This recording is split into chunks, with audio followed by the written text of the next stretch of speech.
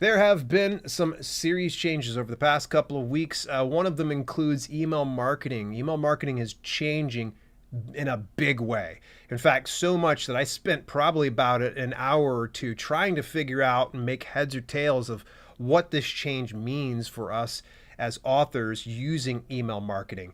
Amazon descriptions also have changed how they're laid out. The above the fold section is different. I'll talk about that a little bit more. And also, more recently, the Kindlepreneur Dave Chesson updated a very big case study involving the 7 backend keywords with Amazon Kindle Direct Publishing. And this change will hopefully hit you at the right time and get you some of the information that you need to make an informed decision on how you should be using your 7 backend keyword slots moving forward.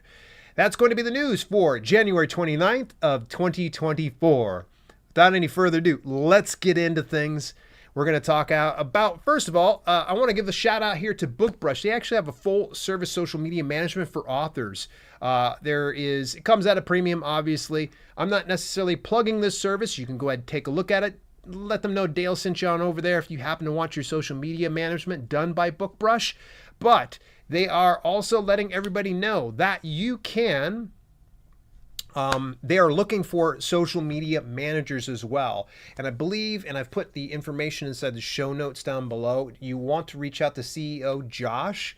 That will be Josh at brushmedia.com, I believe, brushmediagroup.com. It's in the show notes nonetheless, but you'll want to reach out to them if you're interested in doing social media management. They are looking for more people because apparently their services are spreading out. So that is good news for Bookbrush. Big shout out to Kathleen Sweeney. She's a good friend of mine. Love me some Bookbrush. All right, next item up in the news comes from the fine folks over at Streetlib. They want to let you know about the news and updates this month, and they more recently have changed their conditions and terms. I'm not sure why they call it conditions and terms, not terms conditions, but it is what it is. Effective April 1st, they're going to be changing some things. For instance, I'm going to go give you guys the TLDR on this one. More supported publishing models. We're adapting our services to change in digital models of the bookstores in our network, including ebook and audiobook subscription and lending models. Adjustment of distribution costs. Because of the change in industry revenue models, we are changing our terms to guarantee the author publisher a baseline minimum of 70% of the net revenue we collect, with no fees or costs subtracted from your earnings. New clauses on intellectual property and legality of content. Duration of the contract, which is now 30 days notice if you want to take your stuff down for them, and the method of communication. I've put a link to the new conditions and terms if you want to be familiar with it. If you're not familiar with Streetlib, Streetlib is an aggregate publishing platform. I will be covering them on the podcast here in the coming weeks, talking about them more because they're starting to make some noise. They're doing some great things in the self-publishing industry, and I don't think we want to ignore them. I had an interview with one of their spokespeople from Streetlib on this channel, so you want to make sure that you go back and take a look at that specific interview. All right, moving a little further forward. This one's an interesting one, all right? The very first thing is, look, folks, we all get reviews. Good, bad, the ugly, got to handle them. It's how we handle that criticism that defines us as an author. Because I don't like getting 1-star reviews. I don't like getting 2-star reviews. I don't like having things posted inside a review that I don't agree with. But it happens. Sometimes you just got to let the cards fall. In fact, a good friend of mine, Mojo Seedlack, Mojo, big shout out to Mojo. She doesn't look at her reviews at all because she's too afraid of seeing the bad stuff. And she just says, I just don't like seeing the negativity. So I just don't look at it at all. Well, this particular author had submitted for a book competition or an award and apparently took it upon himself to just bash this reviewer and go out on Twitter and just say, oh, this is part of the woke movement and I can't believe this happened and blah, blah, blah, blah. Dude, just slow your roll, man. Like, that's how reviews work. People give their opinions. You don't like the opinion, then don't put your book in the public. And I know some people can say, well, reviewers should be able to get the same criticism and backlash. That's fine. I'll accept that argument. But a good author will know when to take it on the chin and move on. If you think for some reason someone has a political agenda against your book, they're not your ideal audience. chances are super likely that if someone read that specific review and they're talking all this language that quote unquote is woke, if you will, and it's against your stuff, there's probably someone who is anti-woke that says, you know what, this is probably the book for me. Bad reviews don't always mean it's going to take your book down. Sometimes that elevates it. Sometimes it gives the proper context for the audience that wants to have this. In fact, I as a reader, I sometimes jump right over to the 1 stars. Actually, most of the time I go to the 1 stars. I want to hear what people are complaining about because that will tell me automatically, ooh, is this something I want to look for? So don't be that author that's going to bash the reviewers. I know. I've had poked a little bit of fun as some reviewers in the past on some of my videos. It's all in jest. It's all in fun. It's all to have a good laugh, and it's all to get it to where you relax a little bit. Bad reviewers are going to come. Don't be this guy. Don't be this guy. All right. Next big news coming out from the folks over at Ingram Spark. I just recorded the podcast for Ingram Spark talking about the publishing platform. They have officially made Share and Sell available to all U.S. account holders for U.S. distribution. Sell your book directly to readers by creating shareable purchase links for your books. Upload your book to your Ingram Spark account and create links that you can share on your social media accounts, author website, and more. There is so much flexibility for the Share and Sell program that you can make private sales available. You can get it to where you have special discounts. You can have limited time offers. There's so much that you can do for Share and Sell. Now, this is coming from the higher ups in Ingram Spark. They just wanted me to let you know that they are working actively on expanding it to the UK as well as Australia in 2024. So they're hoping to have that available across US, UK, and Australia eventually. Right now, it's just US only for US account holders and for US distribution only. Hang in there. It's not a reason to beat up Ingram Spark. One of the worst things that could probably happen is they make Share and Sell available to every single region and it breaks. They've learned from mistakes in the past where they've tried to do a big, massive shift on things. Back in 2020, they had a shift in their interface and there were some serious support issues. They understand that it's important to beta test things and release it slowly. So be patient. Share and Sell will be available outside the US eventually. All right, let's come over to the biggest news piece item here coming from the folks over at Kindlepreneur. Dave Chesson has updated his 7 Kindle keywords article, use all 50 characters or not. So you get a bit more granular on understanding what you should be doing and the stats behind why it's being done.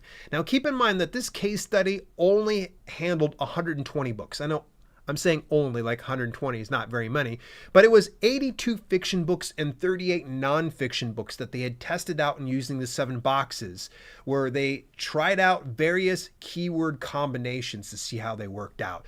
Let me give you the TLDR, but I'm also going to recommend that you go and read this article for more context. Now, number one, find 1 to 3 keyword specific phrases. Now, these particular phrases, they're very relevant to your book. So this is where you're going to be saying exactly the keyword that you want within a given 7 keyword slot. All right.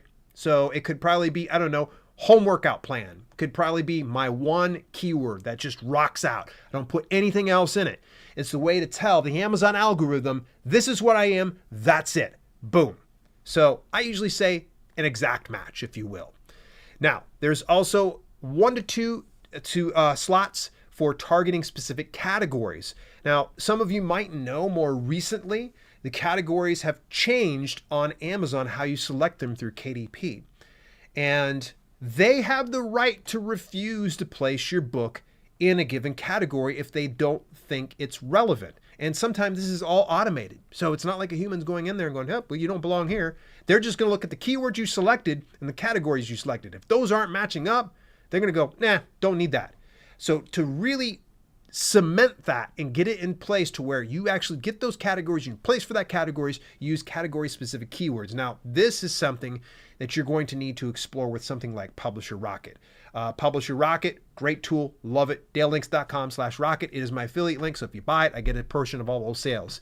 And they actually have the keywords for each of those categories, and you can select them from there. They're very, very small, very broad, like things like dark fantasy, horror, science fiction, teens, young adult, those type of very specific keywords.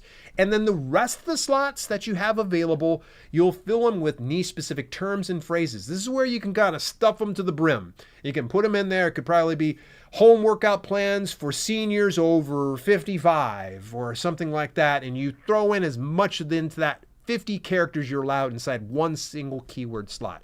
Again, you get more context if you go through and read this article. Really, really good. He's updated quite a bit of it, and it's very, very informative. Moving a little further forward here, the folks over at Ebook Fairs want to let you know this is available to everybody, the book cover grader that they have available. Your book cover can make or break your book. Allow computer vision and our AI model to objectively grade the quality of your cover.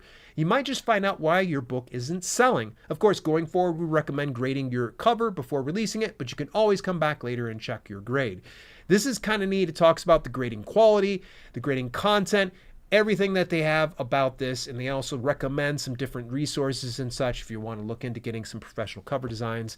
But Ebook Fairs, fantastic company. I've worked with them in the past, and in fact, actually, I've got a case study coming out here next week with Ebook Fairs editorial reviews.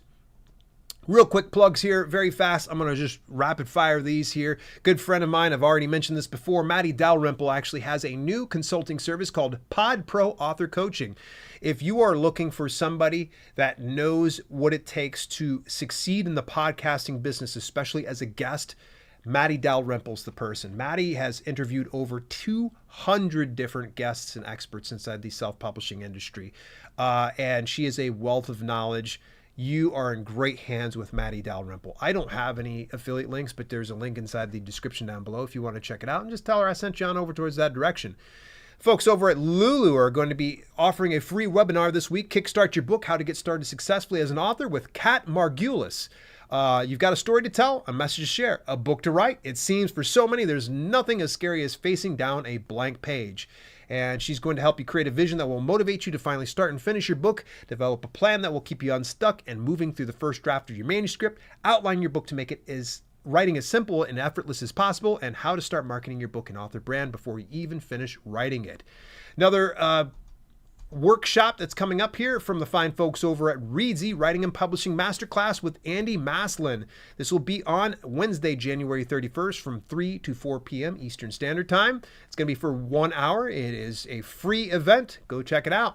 And I want to give a big shout out to the folks over the Alliance of Independent Authors. My monthly segment had just released this past week with Holly Greenland. We are doing the monthly segment of reaching more readers, and this time we talked about how to get started with Amazon ads. And it was a fun 20-minute conversation with Holly. She is relatively new to Amazon ads, so it was a very organic conversation. Go on over, check it out. And I also want to give just a little bit of a humble brag right here because, man, it's really cool. I really appreciate you. If you happen to be viewing me on YouTube or you're listening to me on any audio podcasting platform, from Apple to Stitcher to, I don't know if Stitcher's around anymore, to iHeartRadio, to Amazon and Audible, I want to thank you. And this one actually, there's a review that came through, 5 stars from Jay Vuke over at Apple Podcasts. This was on January 23rd. Stumbled across Dale's podcast this morning and decided to listen on my daily walk. Learned more in 1 hour about putting a plan together for an audiobook launch than I did in the last few weeks trying to dig up info on my own. Very grateful, new big fan. Jay Vuke, thank you so much. Feel I just got a masterclass in an hour. I thank you. I try to make that all available and accessible to everybody. And if you want to get more of these audio podcasts, go look at your various podcasting platforms. I'm probably available there. And if I'm not, please let me know because I'm Spotify. Spotify's another one. Good Lord, I got a lot of distribution. With all that being said, what do you think about some of these news items? Was there anything that I possibly missed over the last couple of weeks? If so, let me know over on Discord in my community of authors. It's just, we got so many cool people there. You have to meet some of these people. They're so knowledgeable and very helpful. VB Davis has been helping out people with ads. My good friend Jason Jones helped out people with publicity. rock stars like SD Houston drop on in there. My good buddy Butcher Respawn. Butcher's always hanging out there. It's a great community. DaleLinks.com/Discord. Till later, this has been Self-Publishing with Dale, and I thank you for tuning in. I'll see you next week. Hey, thanks so much for tuning in. Special shout out to my channel members for both the podcast channel and the main channel. Without your support, some projects we do at Self-Publishing with Dale would be much harder to fund. If you want to contribute to the cause, visit DaleLinks.com/memberships for details and get your on-screen shout out at the end of each broadcast. Till later, this has been Self-Publishing with Dale, and I'll see you soon.